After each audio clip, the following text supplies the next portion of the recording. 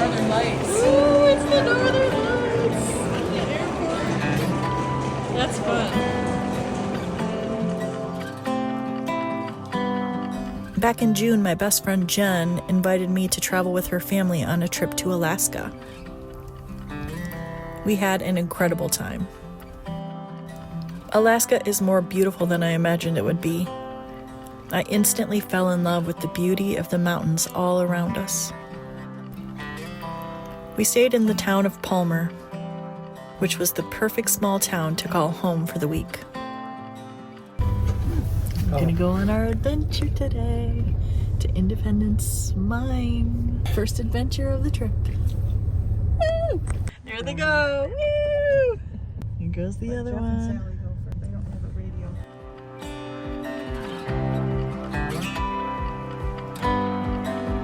That's so cool. There they go. Woo!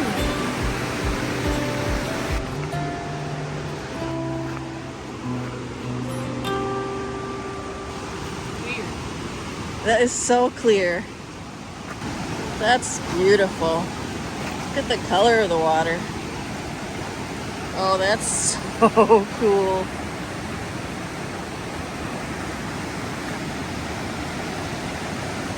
Whoa, that's beautiful.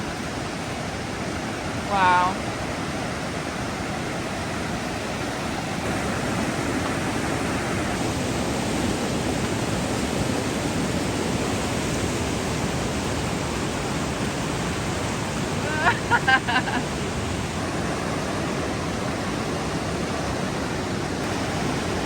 That color though, wow.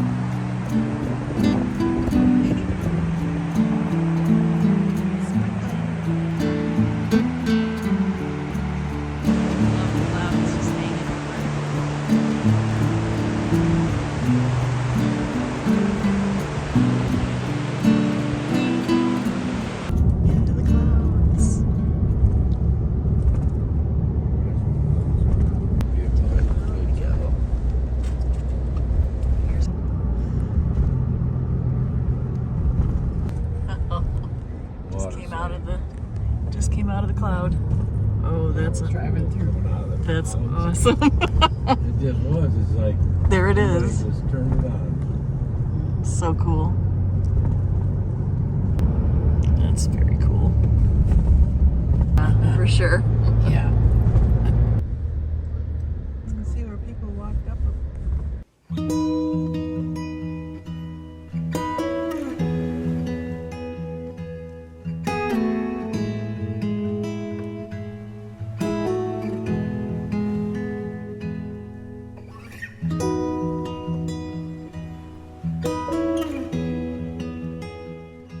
Because of the snow still left on the mountains that day, we were unable to go on the hike we'd planned.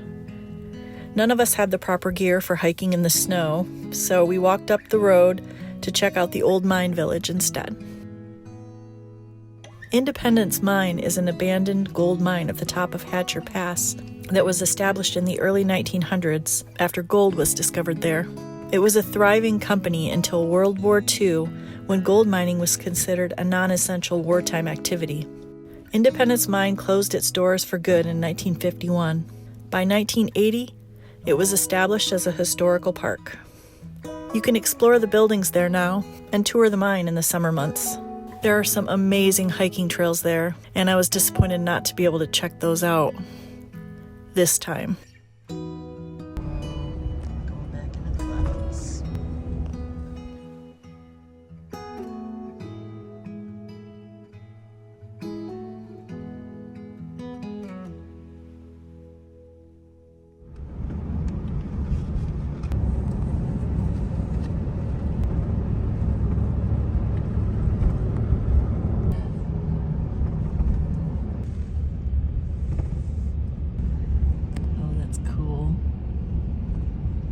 2. Okay, this is a view out our window in Alaska at 10:42 p.m.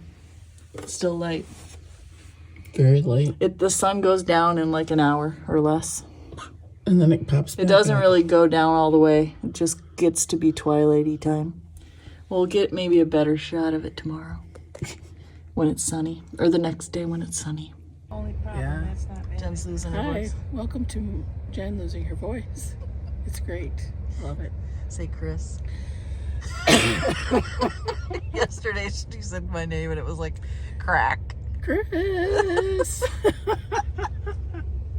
Oh, poor Jen. Here it is. Here it comes.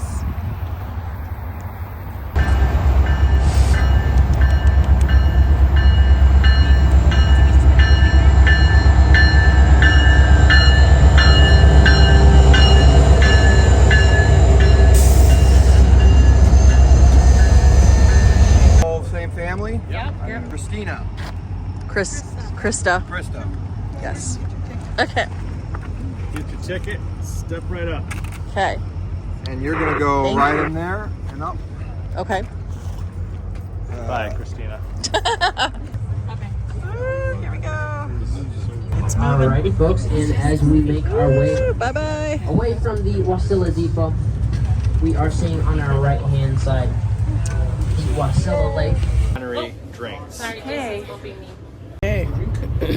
Jen, take 55 with her bad voice. We're on the train. We got the fancy tickets. Got a meal. Thank you, Mom and Dad. Thank you. This is fun. Ooh, that's pretty. Look at that fishing spot. Woo. Okay. Cheers. Clink. I'm trying a ginger beer today. It's pretty good. Jen's got a virgin Moscow Mule. And some tea. Ooh, that'll make anybody watching dizzy. Okay, I'm trying some reindeer sausage today. Looks good. Jen's trying the reindeer sausage. Reindeer sausage. We're both videoing. Tire out here. Nice home right on the lake. Words instead of downwards, and that makes it easier for them to survive where permafrost.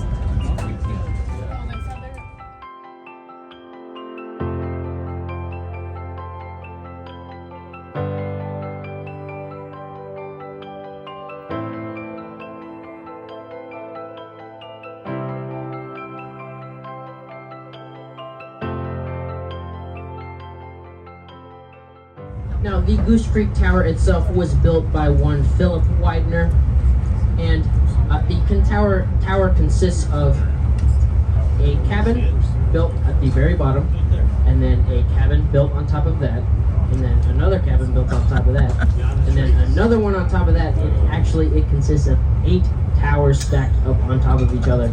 Okay. He would build it higher up, but the federal airspace starts at 200 feet in the air. Goose Creek Tower is also known as the Dr. Seuss House. However, Philip Widener himself does not like this name being put onto his creation, because it is his creation, not Dr. Seuss's. It's unfortunately not open to visitors as it is private property. But again, if you do want that up close look at it, we're not in Whoville anymore on YouTube. It is a great resource. Behind us right now, folks, we are getting another little glimpse at the Goose Creek Tower from a little closer.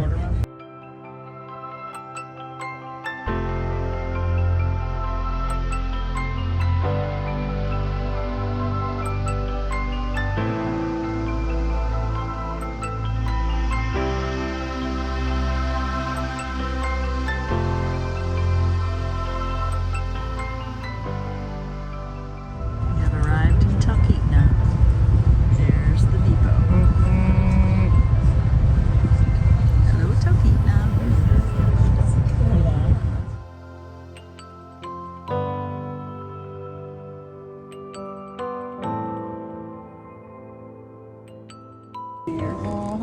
Hello, Mayor. Oh, that's so cute. This is my favorite place. Oh. Meet the mayor of Talkeetna. Hello, Aurora. Oops, I zoomed right in. She's just asleep on you. Sleepy Mayor. Nap time. Yep. Thank you. Are you doing a good job today? Yes, you are. She's like, stop. Okay, we're going this way. To the water. Welcome to the new walking trail. Get the water like swirling right there. That's fun. It goes this way.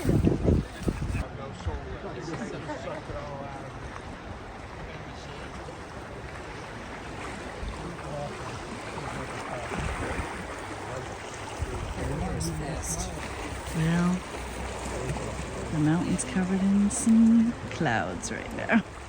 We hope it parts, because I'm pretty sure it's above those clouds.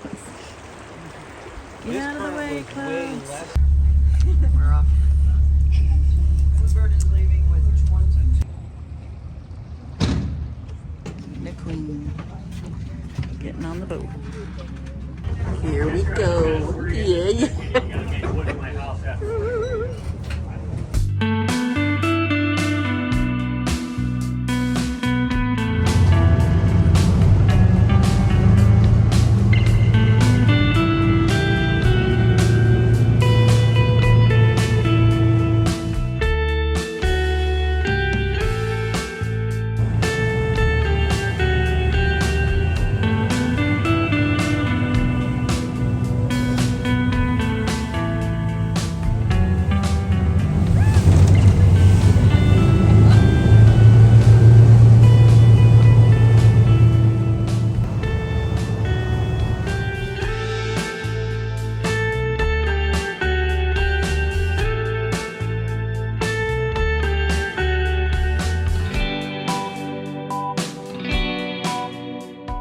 This body of water coming over here to our left, that's the Talkeetna River. It's the third river in this area, making the three rivers. You can see that really distinctive line there, two different colors.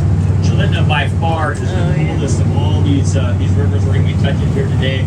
It's just over 40 degrees. All that stuff used to be ice about 4 hours ago. The Talkeetna translates to the river of sticks and stumps. I don't think it's very technical, and it is We're like staying in one place. One kind of rough spot that you have to clip in.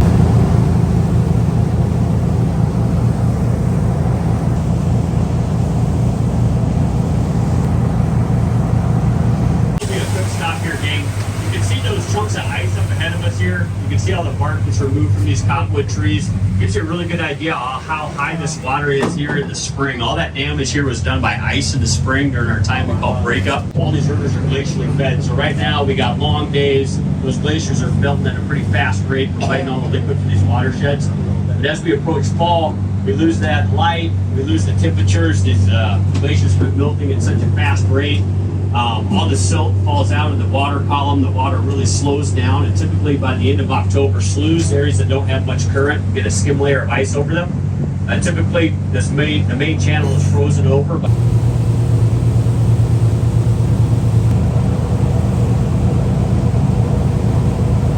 Not a lot of homesteading acts were successful, just due to the fact that most of these properties that were up for homesteading were remote. You get out remote, you get in the bush, things are expensive, it's hard to access in and out, it's hard to make a living. The general criteria behind most of these homesteading acts were universal. However, there were some deviations here and there. But generally speaking, you could stake out 40 acres for every member of your family. You had to build a permanent structure there. You had to live there for 5 years. You had to pay your property taxes. If you checked all those boxes, at the end of that time, you got that land deeded over to you.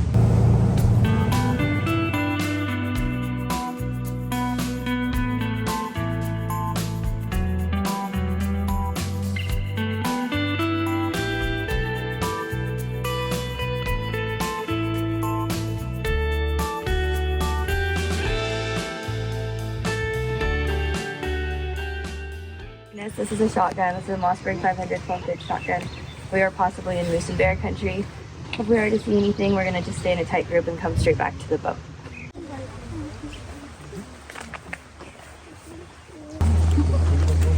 Yeah, to show perspective. This is how tall these are. They're like over our heads. It's taller than me.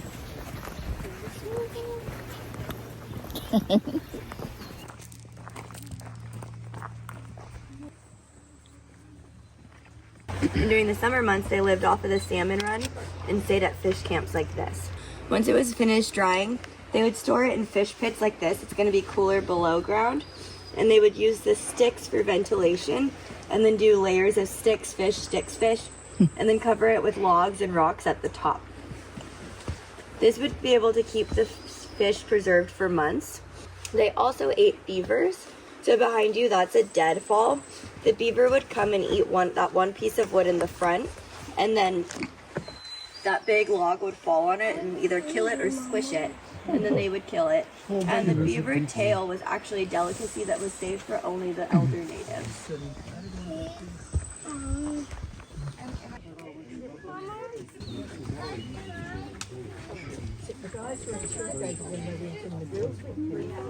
Trapping started in the late 1800s, and there was a big market for fur, and started trapping out in Alaska. The U.S. had just got this new territory with tons of furs to be trapped.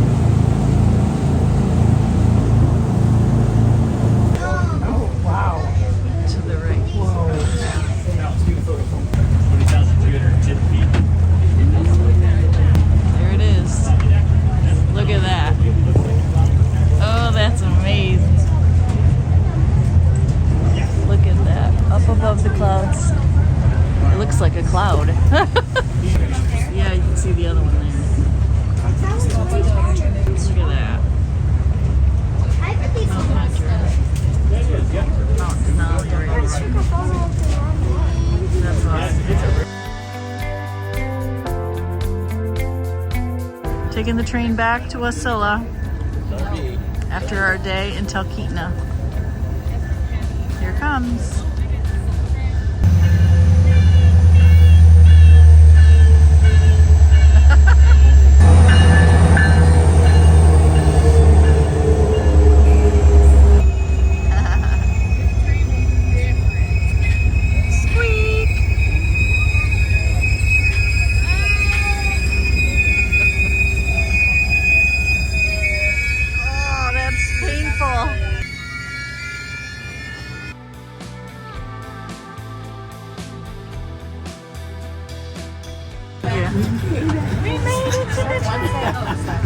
I'm waiting for the trees to go away, because there it is. Oh, it's through the trees, but we can't. Oh. No, I agree. Oh, you can see all. You can see both. Oh my God. There it is. That's awesome. Yeah, there it is. You're pretty good that way. Oh, it looks like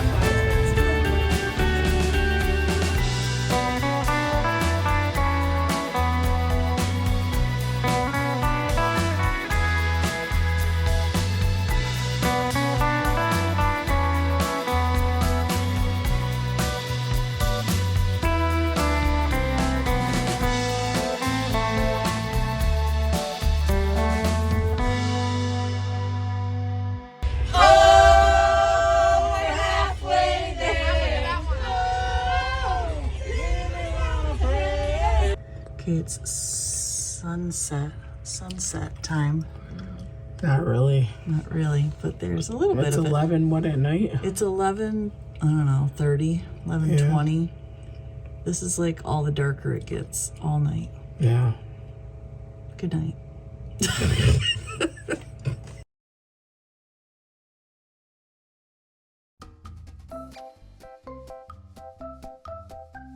Oh, you know, just hanging out on the highway, looking at the mountains. See the clouds. Look at the mosquitoes outside of our window. They're evil. They're coming in this hole in the screen. Oops, it's not focusing. You can see, oh, there it is. There's a hole in the screen. Oh my gosh. Stay out. We're still getting people out of the house. Check out a trail. Not a smart camera. It's a video. No, I'm videoing. That's a mosquito. By the water, there's mosquitoes out here. Oh, they're big. Okay, here's here's a chair, a table. Here's the giant mosquito bubble. Thank you, Alaska mosquitoes. Boo.